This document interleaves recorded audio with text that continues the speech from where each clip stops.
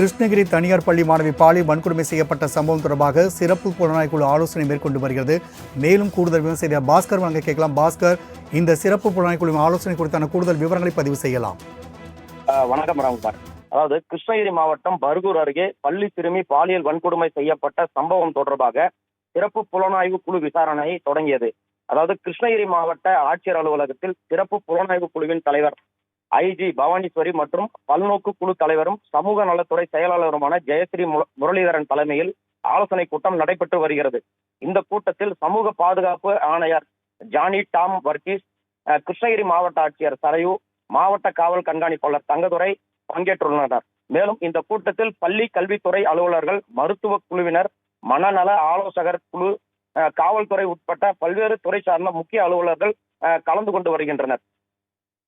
ராம்குமார். பாஸ்கர், தகவலுக்கு நன்றி.